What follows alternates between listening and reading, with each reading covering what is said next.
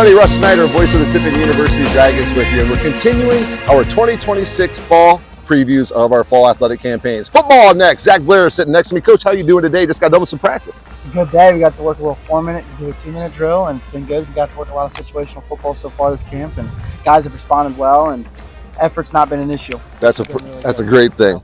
Well, let's take it back. The last time you and I were in front of a camera together, we were introducing you as a new head coach at Tiffin University Football. Let's talk a little bit about that journey from, right after signing day, basically, to today. How has that been for you and your family? It's been unbelievable, to be honest. I think the coolest thing is seeing the alignment from the president all the way down, right, to the incoming freshman, and that's what gave me the confidence in wanting this job.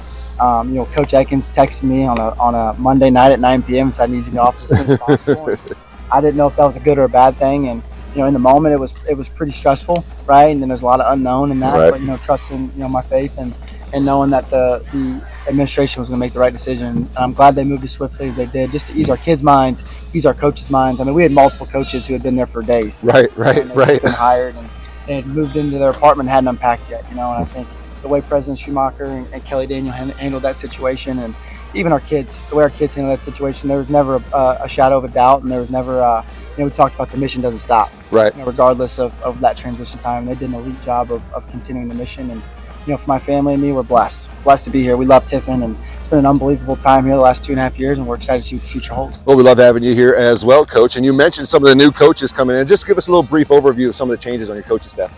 Yeah, so the biggest one is our defense coordinator, Dan McEwen. We brought him in. Coach Ekins actually brought him in about a month before he ended up splitting out of here. But Dan was a guy that I've worked with previously at Saginaw Valley, a guy who's developed elite talent on the defensive side of the ball. Multiple guys in the NFL, multiple guys right now who are playing for the Lions who are going to make the 53-man roster. And, awesome. He does an elite job of development and just an unbelievable person. And I think that's something that we've really made a priority as we've stepped into the new regime or the new era of me taking over has been, we want to hire elite human beings. Right. We want to hire elite human beings. We want to recruit elite human beings first. And the football piece is secondary to that, yeah. right? The thing we've done a good job of is not only hiring really good men to lead our players, but also finding guys who are elite football coaches, right? And guys who want to develop in every aspect of their life, and then on top of recruiting, finding those guys that fit the mold. I promoted our offensive line coach, Caleb Rufner, to our offensive coordinator position. Well, somebody had to fill your old job. Yeah, and he's done an unbelievable job.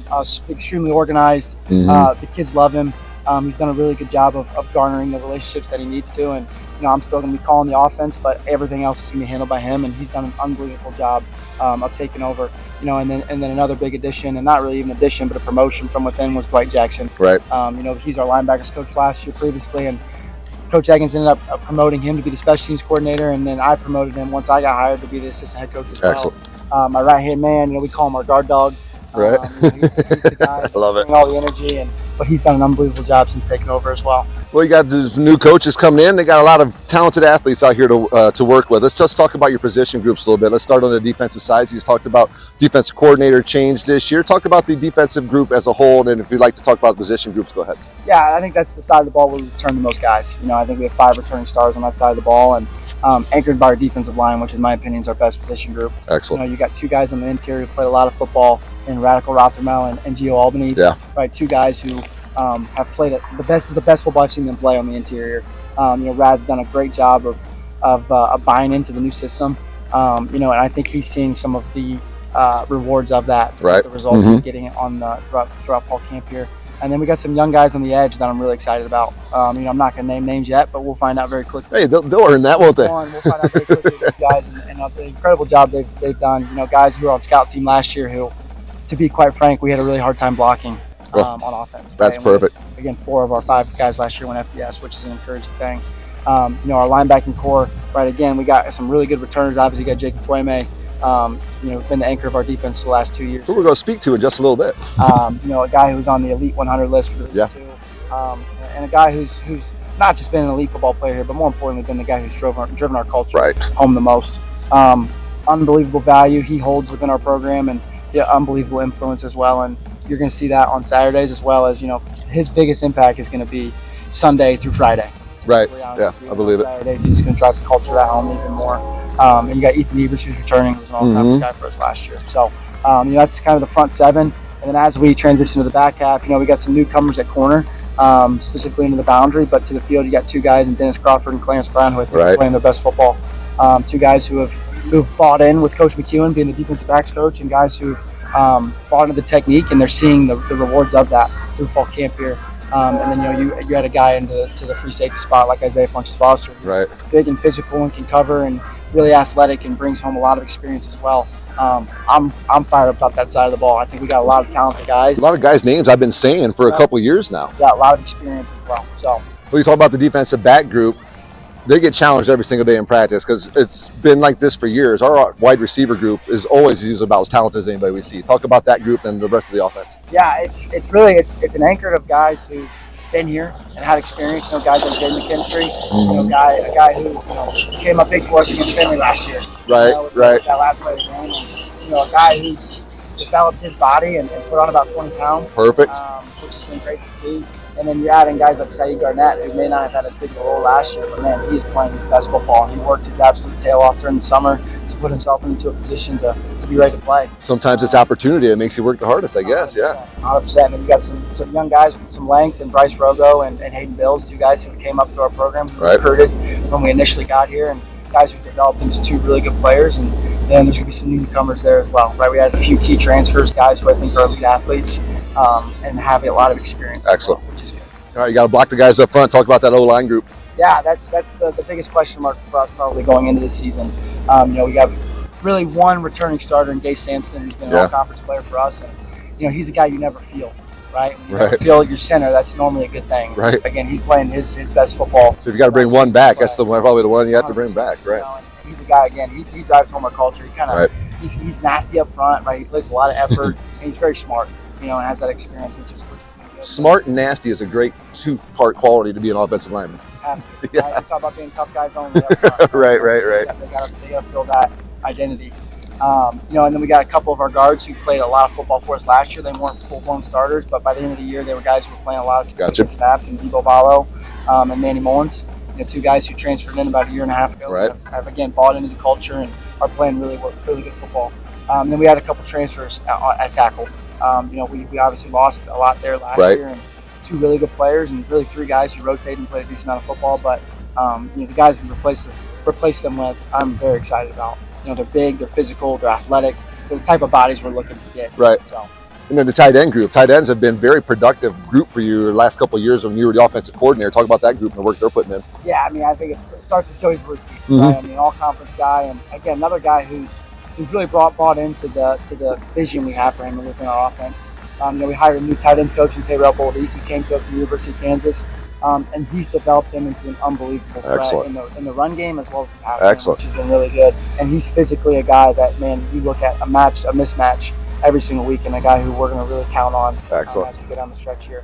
And you got some young guys in there, right? You got Joey Truesdale, who played linebacker for us at one point, and transitioned into more of a fullback type of player for us, and a guy probably who exhibits our culture better than anyone. A guy who is going to be a leader for us, and in my opinion, a future captain. Excellent. He's got a lot of football left behind him, and then again, a couple other young guys who are really excited about their development and what they're going to be able to bring to the table for us. Well, behind the offensive line, you got your quarterback group and your running back group. Tell us a little bit about what's going on with those young men. Yeah, so I'll start with the running backs. That's probably the easiest one. You got Ronald Blackman back, who we all know what he can do. Yep.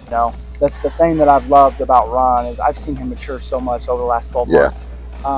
He's became a father, and that's been a huge thing for him in his life. And last night we had a team meeting. We talked about our why, and he got in front of the whole team, explained to them the situation that happened with him having a daughter. And man, what an unbelievable perspective he provided our guys last night. And just the maturity I've seen from him and the growth from him has been really cool. That's excellent.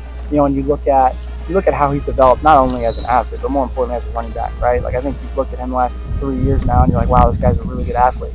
Well, at this point, I feel like he's going to be one of the best running backs. Yeah.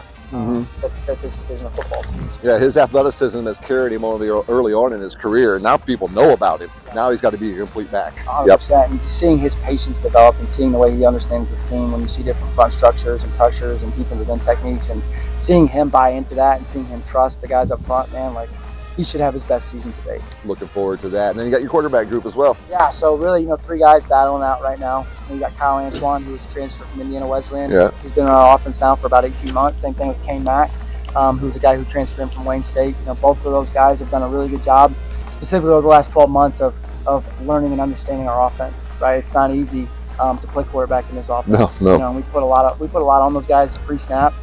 We put a lot on those guys post-snap as well. You know, I think whoever can manage the offense the best, right, is going to be the guy. Right. You know, and both those guys bring a couple different things to the table, and then you add in as well Drake Wells, right, a guy who's a younger guy who you know, came in as a guy wasn't sure if he was going to ever play and has put himself in a position to compete. You know, compete for the starting job, and he's had really good days. And you know, I'm really excited to see how this quarterback battle finishes off here as we get to end camp. Only other group to touch on is your kicking game. Yeah, obviously you've been Rudolph back, you know, which is very easy for me to think of.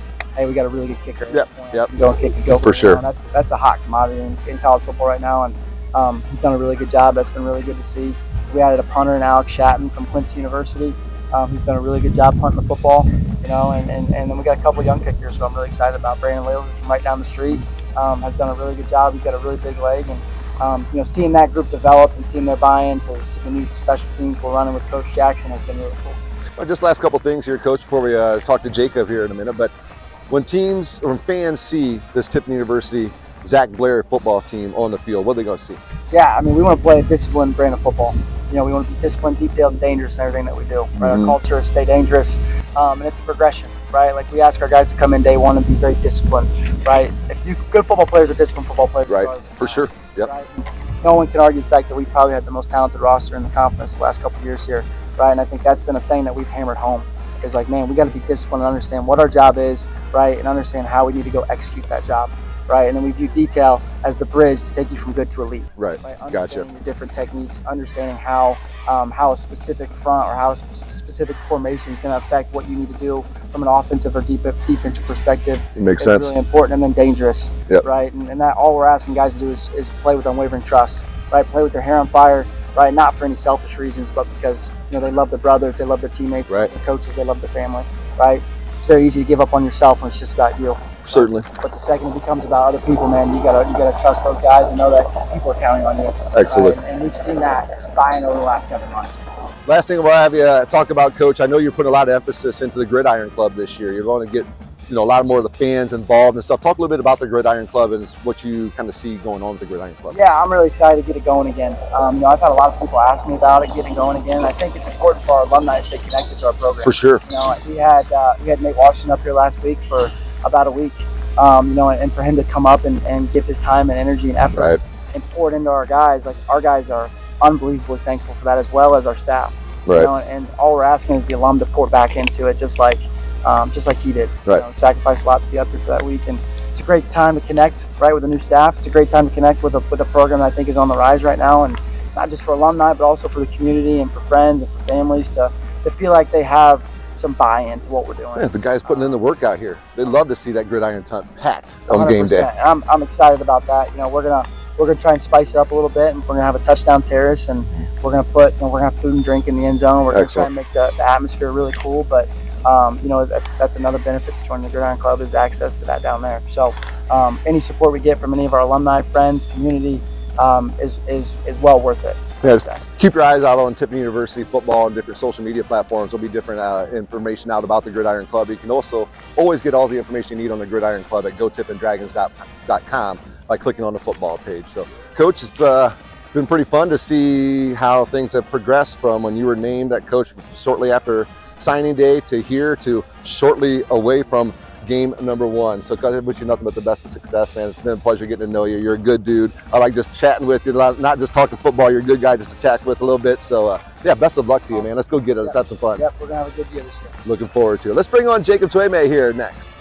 We are now joined with Tiffin University football standout Jacob Tueimeh, a young man whose name I have said countless times, sometimes upwards in the double digits of tackles in a single game. Jacob, how you doing today, buddy? Good, yourself? Doing great. Thank you for making time for us. So, you know, this is your last go-round this year. You just got done practicing out here. Talk a little bit, before we talk about your path to Tiffin, since we're sitting here and you got the pads on, the fields behind us, talk a little bit about what it means to you to be a part of this football team.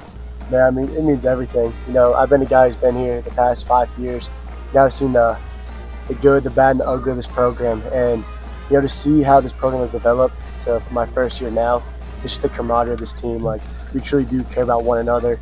You know, a lot of guys on this team, that we put each other for ourselves, and that's kind of like a big thing. You know, each and every one out here from our coaching staff to our trainers to our players here. Like, they really do make me a better man and player on and off the field. So that's kind of the big thing of, being on this team is just a big thing for me here. Kind of like what Coach was emphasizing, that's camaraderie, that brotherhood, that leaning on each other, that trust with one another.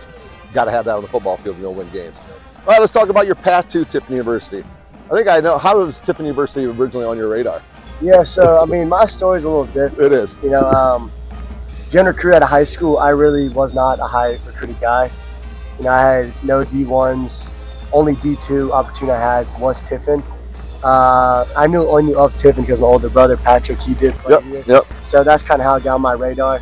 I knew I wanted to be around guys who were chasing at the same goal at the next level. Right. And that's why I took my opportunity and took it to Tiffin. Not that many guys get that opportunity, and I took and I ran with it. So. And your family didn't have to spend a bunch of money on new gear because they already had it from your brother played here, so that's pretty fun too. So it's been nothing but a blessing coming here. When I was a young guy, a lot of the older guys say, like, we've been in your shoes before. Just stay down, keep your head down, and keep working. Right. I just look at those older guys as role models to me. I just listen to what they had to say and got me to be where I am today. So I'm truly thankful for coming to Tiffin and the relationship I built here. So what are you studying here? So I'm actually a sports management major. So I'm a sports management major. I graduated in May, my bachelor's degree in that, and I'm currently in my master's program. I'm doing a master's degree in leadership and change. So, after that, hopefully, I'm from Cincinnati, so after that, I hopefully plan to go back to Cincinnati, work there, hopefully good job with like a professional sports team on the business side of sports. Right. So. The Natty is a great area, man. I love the Natty. All right, so just give us real quick before we let you go, just one of your favorite moment or two while you've been a part of this football team. Oh man, there's a lot of great moments here, but kind of the big two that stand out is I had to say in 23 being winning the GMAC. Being a young guy that was on a team who played a big role in special teams. I adapted to my role. I played an impact on special teams, and just being part of that team made history was obviously just a great memory to have. And also, I would say just being here during the summer with our guys. Being here every day, working with the guys who are chasing after the same goal and same things in life. Just getting after every day with those guys every day in the summer was a blessing. A lot of the guys just make sacrifices to stay here over the summer for the bigger cause of the team. So that's something I always appreciate, just guys putting themselves over the team, making those sacrifices. Being a part of the team. Yeah. Sounds like that's your favorite thing, just being a part of the team. Well, Jacob, you've been a mainstay on this field in that Dragon uniform since you got here, man. I appreciate your time. It's been a pleasure covering you, and I can't wait to do it your senior year and watch the work that you and your guys put in out here. It's a pleasure to watch you guys do it on the field, and just about time to get after it, man. Less than 10 days. Less than 10 days. Well, thank you so much for your time, best continued success, and best of luck to you after school as well. All right, that's Jacob Tueimeh. He's one of our standout defensive football players here on the Tiffin University Dragons. This has been our look at Tiffin University football for the fall 2026 campaign. Go run, go tell all the people.